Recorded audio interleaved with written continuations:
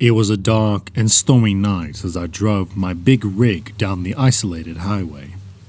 I'd been on the road for hours, but I knew I still had a long journey ahead of me. It was just me and my truck, surrounded by darkness and the sound of rain patting against the roof. As I drove, I began to feel uneasy. The road seemed endless, with no signs of civilization in sight. The only source of light was the headlights of my truck, illuminating the road ahead. But even the light seemed to be fading as the storm grew stronger. Despite the unsettling feeling that began to creep up on me, I continued to press on. I was a seasoned trucker, used to long drives and isolated roads, but tonight something felt different, like I was being watched. But as I was about to shrug off my paranoia, something felt caught in my eye in the distance. It was a figure standing at the side of the road, illuminated by the headlights.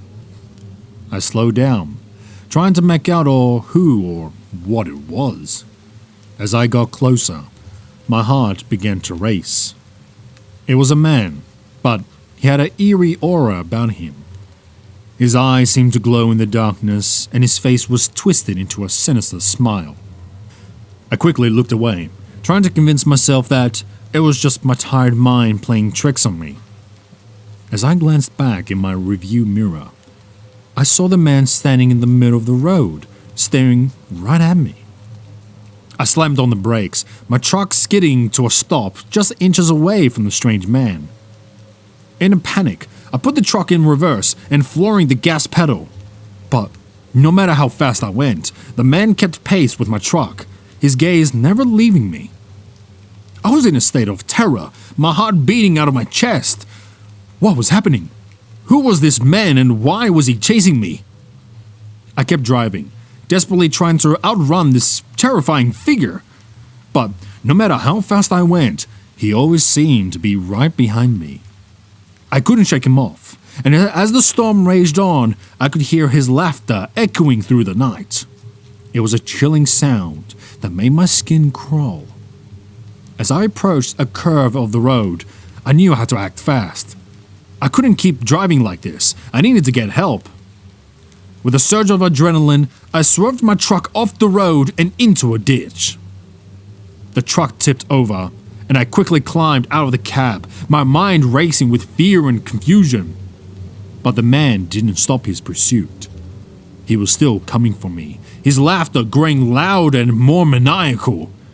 I stumbled through the darkness, the rain pouring down on me, and eventually found myself in the front of an abandoned house. Desperate for shelter, I rushed inside and barricaded the door behind me. My heart was pounding in my chest, and I thought for sure I was going to have a heart attack. But as I caught my breath, I realized the house was not as safe as I hoped. The walls were covered in the strange symbols, and there were bits of old bones and feathers scattered on the floor. It was clear that this was not just an abandoned house, it was a place of evil. And just as I made the realization, I heard the man's laughter outside the door. I was trapped inside the house with this terrifying figure, and there was no way out. Suddenly, I heard a loud thud on the roof, followed by a scratching sound. The man was now on the roof of the house, trying to break in. Frantically, I searched for a weapon, hoping to defend myself. But just as I found the old rusted knife, the roof caved in and the man came chasing through. He was not alone.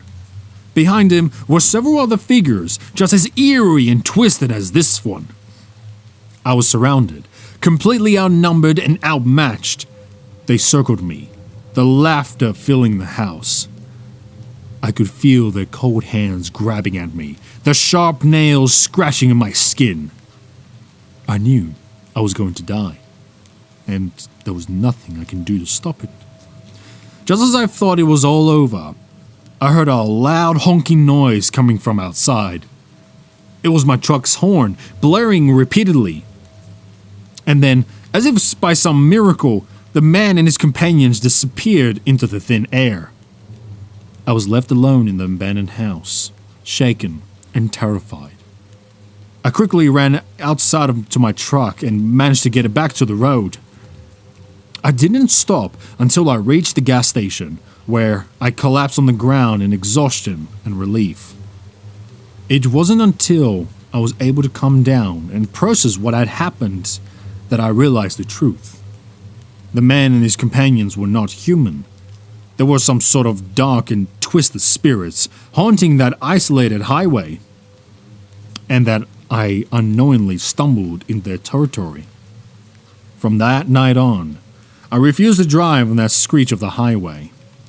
I warned other truckers to avoid it as well, but few believed my story. I knew the truth. I had encountered a horror that was beyond a human comprehension, and it was a memory that would haunt me for the rest of my life.